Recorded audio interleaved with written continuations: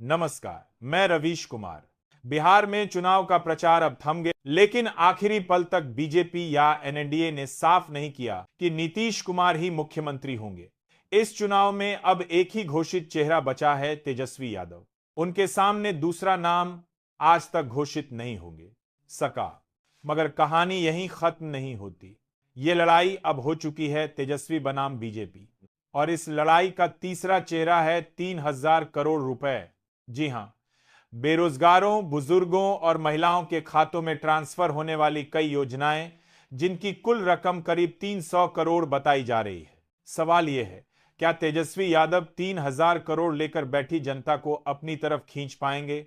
इस सबके बीच अचानक अमित शाह का मुद्दा कुछ और हो गया। इतना पैसा बांटने के बाद भी वो घुसपैठ के मुद्दे पर आखिरी चरण में आक्रामक हो गए। नीतीश कुमार के नाम की घोषणा आज तक नहीं, आखिरी दिन भी नहीं कहा गया कि वो अगले मुख्यमंत्री होंगे।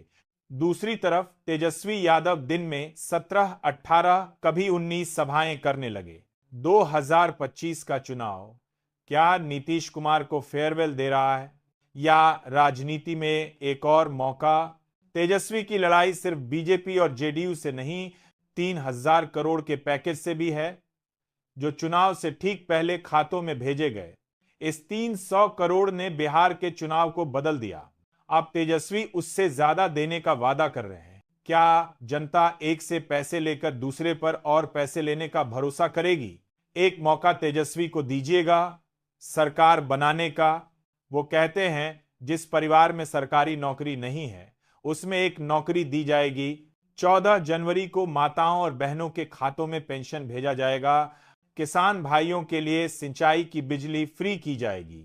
लेकिन सवाल वही, 2014 से केंद्र में बीजेपी की सरकार है, 2005 से बिहार में नीतीश कुमार मुख्यमंत्री हैं, तो बेरोजगारी का जवाब अब अचानक घुसपैठिया क्यों हो गया? इस बार ध्रुवीकरण का नया टैगलाइन है घुसपैठिया। लालू, राहुल, सबके लिए बयान। घुसपैठ को डिटेक्ट करेंगे, नाम काटेंगे, डिपोर्ट करेंगे। सवाल, 15 दिन तक राहुल और तेजस्वी के साथ घुसपैठिए चलते रहे और गृह मंत्रालय कुछ न कर सका। एक तरफ आरएसएस देश को खांचों में बांटना चाहती है, धर्म, जाति, भाषा, प्रदेश, स्त्री, पुरुष।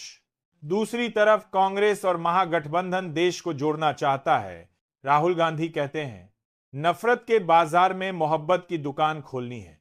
नफरत से जनता डरती है, और जब जनता डरती है तो सही सवाल नहीं पूछती। बिहार की राजनीति आज एक बहुत मुश्किल मोड़ पर है। सबको देख लिया, सबको सुन भी लिया। 11 नवंबर को मतदान होगा और 14 नवंबर को नतीजे आएंगे। नमस्कार, मैं रवीश कुमार।